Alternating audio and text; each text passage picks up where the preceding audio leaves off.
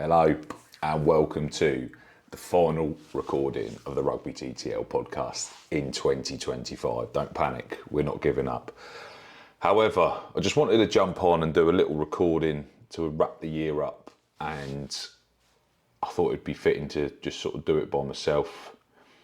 We've had one hell of a year, and I'm still trying to sort of decipher how this year has gone and how we go and push on to 2026, because it's been absolutely amazing to see everyone that's starting to buy into what we're trying to do, and the diversity of the following that we've sort of gathered, and the group that we've grown. And obviously we went into the start of 2025 with just me, Buster and Adam. Obviously it'd been me for most of the year. This year we've now obviously brought on Polly, Kent's come on board, obviously Adam's still going strong, Buster's pretty busy with a lot of other stuff, so he's not as available as he hoped. Same with Kent, obviously come on, got a little bit busy. We managed to bring Polly on board, which has obviously helped a lot, adding a different aspect. Keith has obviously come on for the Irish contingent, which we'll see more of Keith in 2026 again. And then obviously Lucho brought on for the Argentinian side, which has been an amazing addition to the channel, and then obviously Nacho in the background helping us with all the graphics and stuff. Yeah, and obviously John come on board to do the editing for most of the podcast. I haven't roped him in to do this one because it's between Christmas and New Year. Yeah, I'll let him have a bit of time off, shall we? But it's just been phenomenal, just how to watch everything grow and evolve. And just, I had a quick look back at the figures, and we started 2025 with just over 1,000 followers on Instagram, and I think we barely hit that on other platforms. And then last check, we're just short of 3,500 on Instagram, over 7,000 on YouTube, nowhere near on TikTok, and LinkedIn we've got sizable numbers, but I don't know how we're potentially going to streamline our focus within it. I don't think TikTok works for us as a channel. I'm not young and hip enough, I don't think. So whether we move away from certain channels and sort of dial in on focus, I think Facebook has put a real big push on us as well, and YouTube. So I think the sort of the longer formats and different platforms might be how we move forward as a channel. But obviously we're happy to listen to what people want, but to carry on with TikTok for the waste of time that it gets response, I think it's probably one of them that we'll just let peter off. Won't probably be continuing with TikTok, but just to see where we've been and where we're progressing, and the views and the figures is just crazy. I think we come into 2025 with roughly 5,000 views a month, and then we're going to round up December with nearly 400,000 views. It's testament to everyone that dials in and watches what we do, and we're still learning. We're not even 2 years as a channel, so it's amazing to know that people are willing to listen to our ramblings, and the guests we've had on this year has been crazy. So I've gone back over 2025 and a bit of a breakdown, because I just amazed writing it down, the names that we've had on board and where we've been. So we started January with a double header in Guernsey. I went back, obviously flew back, me and Adam flew over to Guernsey, did a weekend over there. What a great double header of rugby that was, great fun. Followed up with Adam going to Farnborough against Eastleigh, so another Grassroots episode we managed to get in there. We then got one of our better episodes done for the Six Nations fantasy episode. I'll put a link above this so that you can go back and watch that, because we're definitely going to do that again.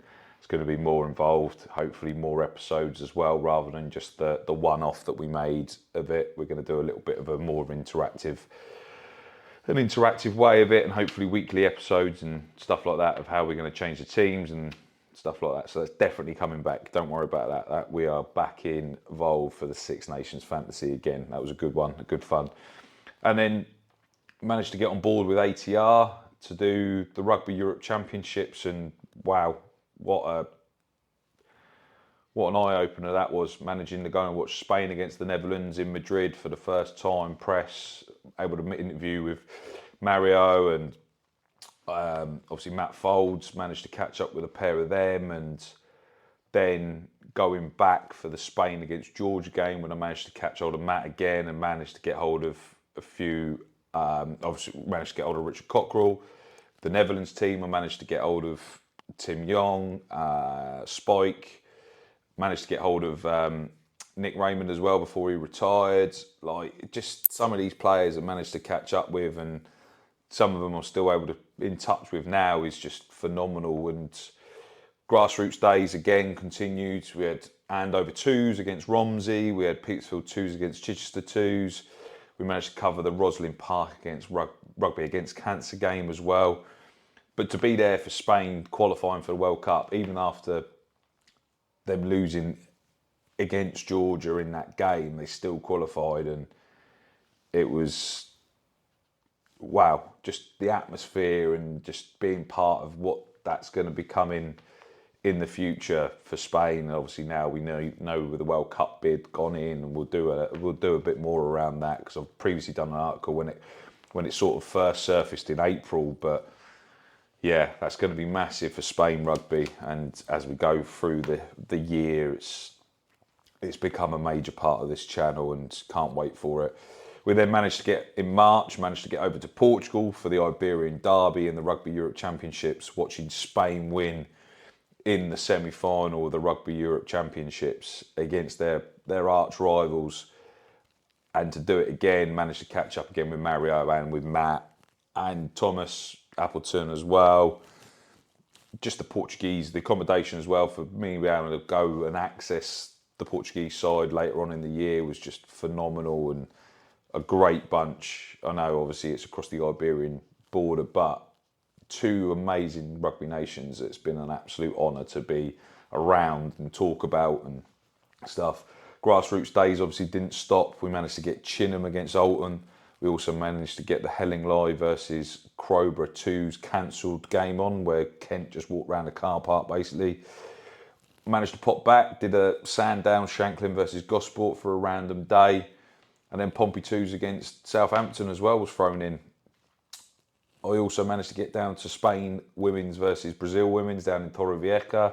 Managed to interview Bimba, who's also been a massive help for the channel, and Claudia Peña, who's been named Best Player of the Year. There's a reason. She's just top class, as we all know. We obviously had the new Stash competition as well with Your Club Stash and Pervidia, sorry. Yeah, what a little bit of interaction there. That kit's still available. I'll put a link up. You can still go and buy it. Want to really try and push that this year and grow our sort of stash pushing as well. I think there's more that we should be doing with that.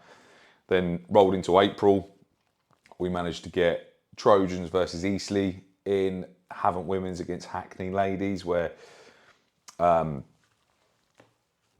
Adam managed to get interviews with World Cup winners and just players of just wanting to be at games was just phenomenal. We restarted the pods, which I managed to get Simon Middleton on as well. What a guest. We'll put that in the top corner somewhere, wherever it goes, for you to go back and watch that one, because that was a great episode to get back into the pod mix. I actually got invited on to do an episode with Hugh Griffin as well about Spanish rugby, one of his highest ever viewed videos as well, which is great to be a part of. That'll be up there as well, so you can go back and watch more ramblings there.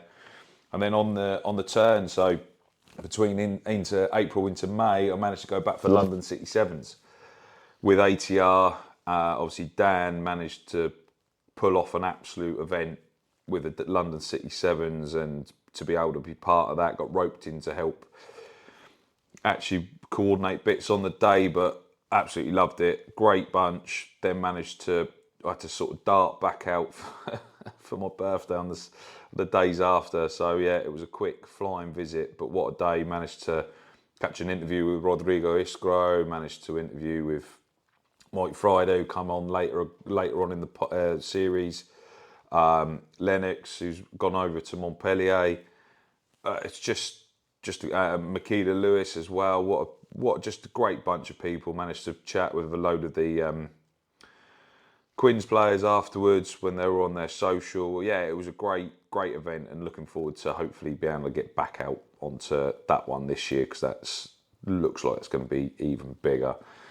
And then May didn't slow down, so managed to get Sean Ingle on from obviously Rugby Germany fame, and Maidenhead. What a top bloke! Really good episode. That one will be up there as well. We had the Chenier from ATR episode as well. That was a great one. I've known how good value he is, and yeah, I'll take claim to getting him out into the public from that episode as well, because that was a banger.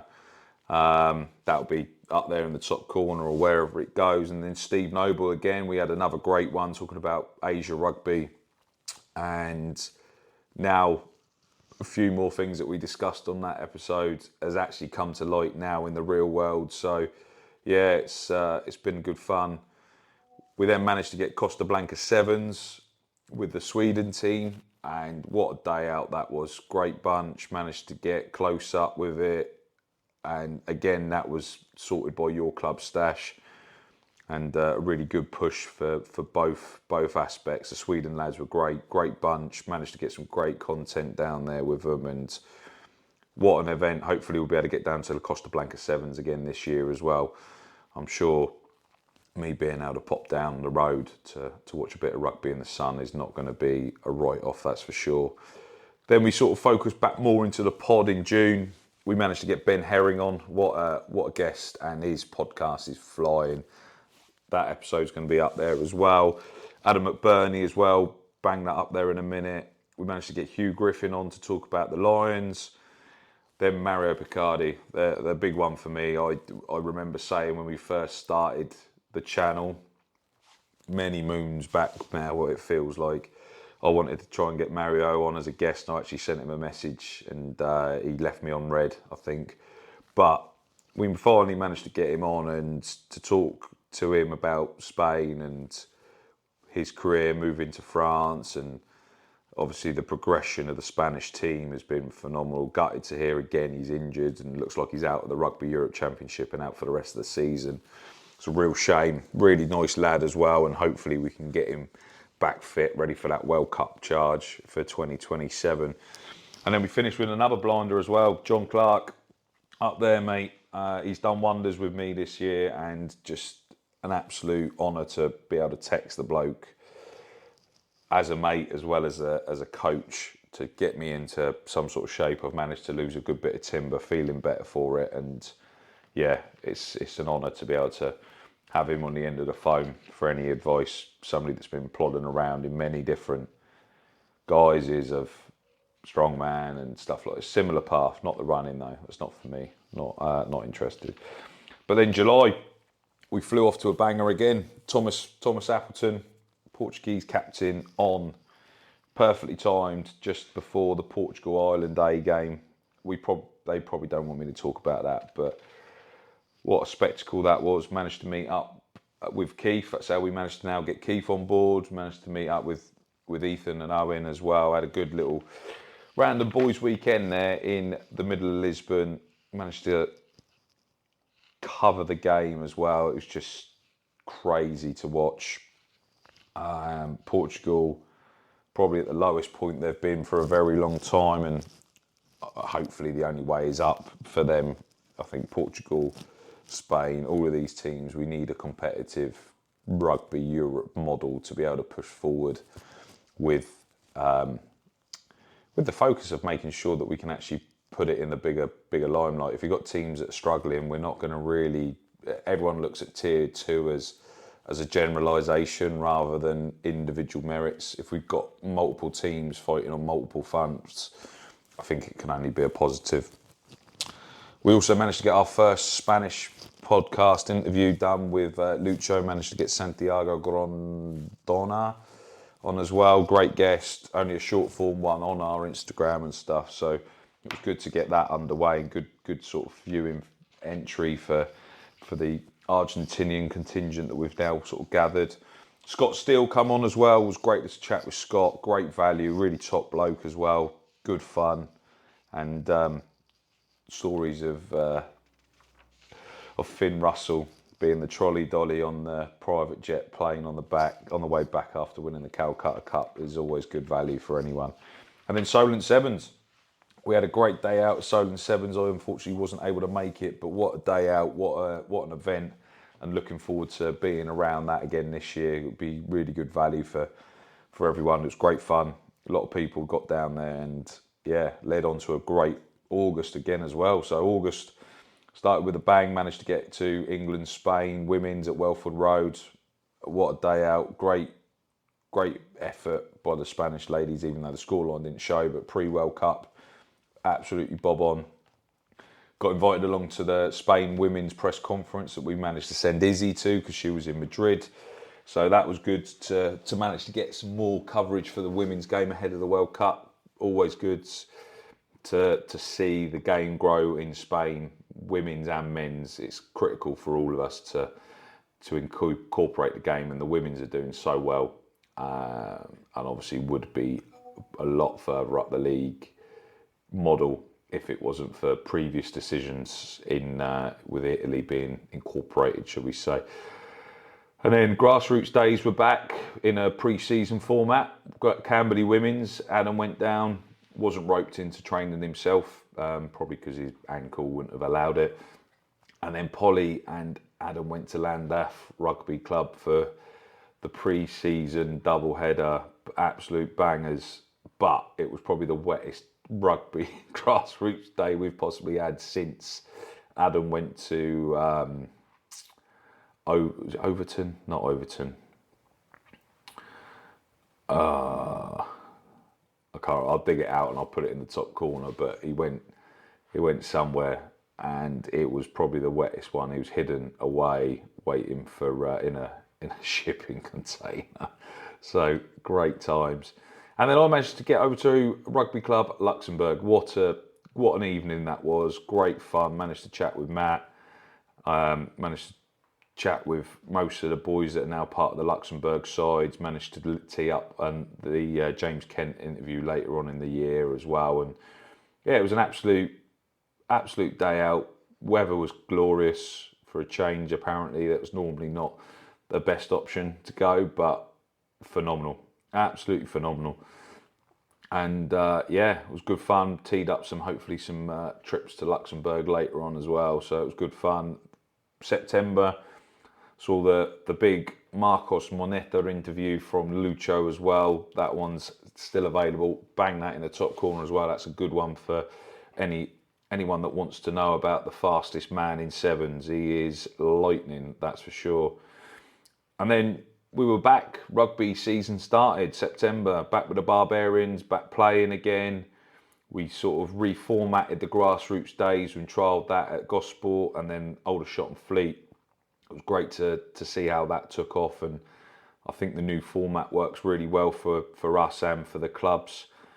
We continued that into October with US Pompey, Trojans, Bournemouth 2s. Obviously that was supposed to have been a double header, but that got shit canned because of player unavailability. We dabbled into live streams, which are going to be back in 2026 as well. So that was always good fun. Rugby Europe Super Cup well underway. Argentinian content in full flow. Lucho was pulling out magic. And then the James Kent interview was an absolute blinder as well. Top bloke, really, really nice one. That's up the top corner there. Led perfectly into November. We were just busy with loads of the Spanish content now. Obviously the Spanish leagues is growing and growing and growing. That's taken up most of the time. That was hard to get podcasts chucked in, but we got Mike Friday in. That was a really good interview. That's up there as well. Ireland Day against Spain with Keith was a great day out again. What a spectacle of rugby. Ireland really went through the gears and put a proper test on Spain. Spain managed to test it. Unfortunately, weather and illness wiped me out of going to the England A and then the Fiji game too. So unfortunately we only got to one November international this November, but obviously managed to cover them alongside ATR with all the articles and stuff like that. So that was really good fun to still keep on top of everything that was going. And then Lucho pulled out an absolute banger in December.